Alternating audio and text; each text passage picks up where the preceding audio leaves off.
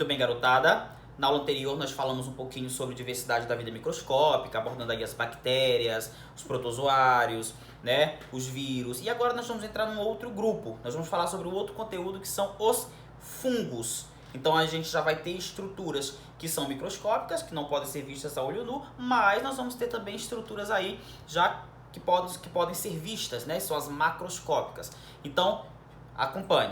Próximo conteúdo, fungos. Olá, garotada. Estamos aqui para mais uma videoaula de ciências. Eu me chamo Pablo Nogueira, sou biólogo. Nós vamos trabalhar nesse conteúdo o assunto sobre fungos, tá? Na videoaula passada, nós estudamos um pouco sobre a diversidade da vida microscópica. Então nós falamos um pouquinho sobre bactérias, sobre protozoários, sobre vírus. E agora nós vamos entrar num grupo de seres vivos um pouquinho mais complexo e vamos analisar cada informação a respeito dele, tá? Que são os fungos. Então vamos lá. Sugiro que vocês possam fazer as anotações que eu fizer aqui, tá? Que vocês possam transcrever nos cadernos de vocês. Isso vai facilitar o estudo de todos. Então vamos iniciar. Vamos falar sobre fungos. Gente, o que nós devemos saber sobre fungos? Alguns conceitos nós já sabemos, né?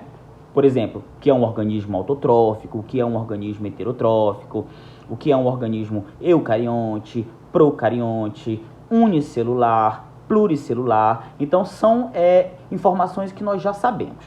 Então, veja bem.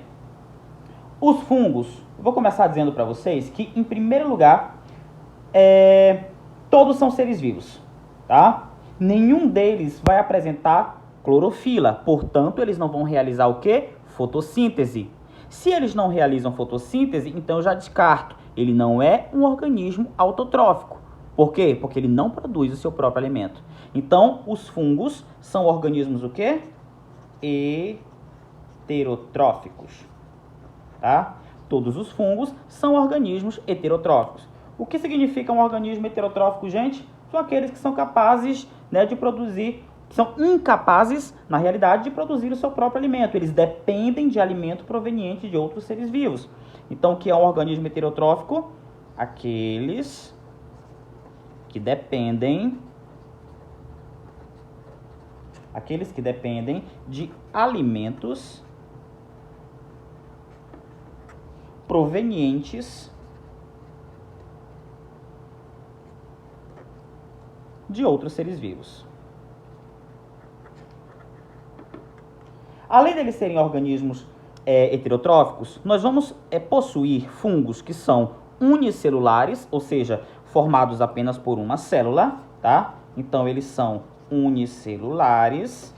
E eu também vou encontrar fungos que são pluricelulares, tá? Ou seja, são organismos formados por mais de uma célula. Além disso, gente, os fungos eles não se alimentam da mesma maneira, por exemplo, que um animal, né? Um gato, um cachorro. Ao contrário, para eles se alimentar, os fungos eles vão soltar algumas substâncias que são capazes de decompor o alimento presente ao redor. Essas substâncias elas conseguem digerir o alimento fora do organismo do fungo e produz um líquido que contém nutrientes, né? Que são absorvidos por esses fungos. Então, os fungos eles têm um grande papel ecológico. Por quê? Porque eles são o quê? Eles são decompositores. Eles são organismos decompositores. Lá na nossa cadeia alimentar, nós temos níveis tróficos. O que é um nível trófico? É cada papel desempenhado por um organismo, né? Então, eu tenho, por exemplo, os organismos que estão na base da minha cadeia alimentar são os autotróficos. Plantas, algas. Então, são organismos que conseguem produzir seu próprio alimento. Depois, nós vamos ter os organismos consumidores, né? Então, nós temos na base da cadeia os produtores, depois os consumidores e depois nós temos os decompositores, 3 níveis tróficos. E os fungos são decompositores, juntamente com as bactérias e algumas espécies de protozoários, tá bom? Quando eles atuam dessa maneira, eles provocam a decomposição dos restos de animais, dos restos de plantas, dos restos de tudo aquilo que é orgânico, né? E por isso eles agem também como decompositores em todos os ambientes. Quando eles degradam esses restos de organismos, eles deixam o solo muito nutridos, né? Eles deixam nutrientes nesse solo, que são importantes para o crescimento aí das plantas. Então, veja bem. Uma outra característica bem interessante dos fungos é que eles têm um tipo de nutrição diferente do nosso tipo de nutrição. Por exemplo, nós nos nutrimos da seguinte forma: a gente ingere um alimento, né, seres humanos, nós ingerimos, e vários outros animais também, ingerimos o nosso alimento e depois fazemos o processo de digestão. E é quando a gente absorve os nutrientes dentro do nosso próprio organismo. Os fungos, eles fazem diferente. Eles fazem um tipo de nutrição que nós chamamos de nutrição por absorção. O que significa nutrição por absorção? Veja bem, os fungos, eles conseguem fazer o processo de digestão de uma matéria orgânica fora do organismo dele. Ou seja, ele vai digerir a matéria fora do seu corpo e somente depois ele vai absorver os nutrientes provenientes daquela matéria digerida. Então perceba, o processo de digestão de um fungo ocorre fora do fungo, no ambiente. E depois ele consegue absorver todos os nutrientes. Isso nós chamamos de nutrição por absorção, diferente do tipo de nutrição que nós, né, animais, fazemos. Muito bem. Nós vamos falar agora, né, dos organismos, dos fungos, na verdade, que são unicelulares, e dos fungos que são pluricelulares, tá? A gente inicia falando um pouquinho sobre o fermento biológico. Todo mundo conhece, né, o fermento biológico. É aquele que é vendido em padarias, supermercados, utilizado para fazer pães, né? E esse fermento, gente, ele é constituído por fungos microscópicos, que são fungos que nós não conseguimos enxergar a olho nu, são unicelulares. E nós chamamos esses fungos, vou colocar aqui, é só, fungos unicelulares. O primeiro deles que nós vamos verificar são as leveduras, tá? As leveduras. Quando a gente faz pão, essas leveduras elas são misturadas na massa, que fica em repouso por alguns minutos, e durante um período, essas leveduras elas começam a fazer uma ação, onde elas vão transformar parte dos carboidratos que existem no pão, da massa, né, em gás carbônico e álcool. E é por meio dessa transformação, que nós chamamos de transformação de fermentação alcoólica, que as leveduras obtêm energia para poder sobreviver, tá? Então, olha só. Você sabe que quando a gente coloca uma massa de pão para assar, ela é colocada em quantidade pequena e depois ela consegue se transformar e gerar um pão bem maior. Por quê? O gás carbônico liberado no processo, ele forma muitas bolhas dentro da massa. Né? Quando ela vai para o forno, as bolhas elas se expandem, ou seja, elas aumentam o volume e fazem com que o pão enche, né? E fique fofo. Então, enquanto o pão assa, o álcool evapora, portanto, não há álcool no produto que a gente come. Né? Porque você fica se perguntando, mas como assim? Fermentação alcoólica, se quando eu como pão eu não sinto sabor de álcool? Exatamente por isso, porque ele evapora nesse processo de reação química que acontece, tá bom? Então, olha só, depois de assado, a gente pode ver dentro do pão muitos buraquinhos. Se você abrir um pão, você vai ver, né? Vários buraquinhos lá dentro, que vai deixar ele fofo. Então, esses pequenos buraquinhos, eles se devem justamente por causa dessas bolhas de gás que é liberada pela levedura dentro da massa do pão. Então, o que acontece nesse processo aqui? O que as leveduras fazem? Olha só, vou colocar de forma bem simples. Nós vamos ter aqui o açúcar. Esse açúcar aqui, gente, é carboidrato, né?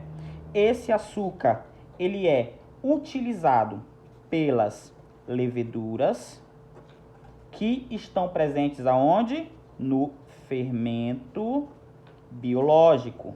Por que o nome é fermento biológico? Bio significa vida, então significa que dentro desse fermento há a presença de vida. Quem são essas vidas? As leveduras, tá bom? E tudo isso vai servir para quê?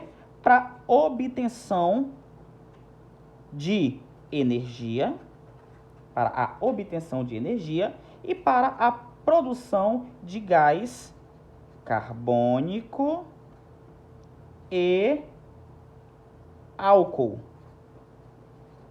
Produção de gás carbônico e álcool, tá bom?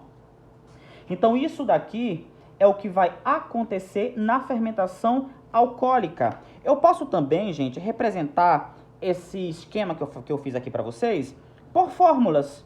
Por exemplo, o açúcar. Qual é a fórmula do açúcar? Quando nós falamos desse açúcar aqui, nós estamos falando da glicose, tá? Quando ocorre a fermentação alcoólica, é da glicose que eu estou falando. Então, qual é a fórmula desse açúcar aqui? Que açúcar é esse? Esse açúcar é a glicose. A fórmula da glicose é C6H12O6. Então, o que eu quero dizer com isso? Eu quero dizer que a glicose ela possui 6 átomos de carbono, 12 átomos de hidrogênio e 6 átomos de oxigênio. É uma molécula, tá bom? É uma molécula. Então, o açúcar ele vai servir para formar o quê? A partir dele, nós vamos formar aqui, ó, 2 moléculas de álcool C2H5OH mais, tá? Essa molécula de álcool aqui é o etanol, tá? Isso daqui é o etanol. E nós vamos ter, além disso, a produção, como eu falei para vocês, olha só, gás carbônico e álcool. Produção de gás carbônico e álcool. Então, eu vou colocar aqui está o álcool. Cadê o gás carbônico? Então, aqui, ó, 2 moléculas de gás carbônico, CO2, mais o que? Energia. Essa energia eu vou chamar de ATP. ATP, gente, é energia. Significa adenosina trifosfato, tá? Então, veja bem. Então, esse esquema aqui de cima é o mesmo esquema aqui de baixo, só que eu estou fazendo ele aqui de forma mais simplificada. Então, nós temos, olha só, o açúcar, que é a glicose, fórmula da glicose, C6H12O6. Esse açúcar vai servir para produzir o quê?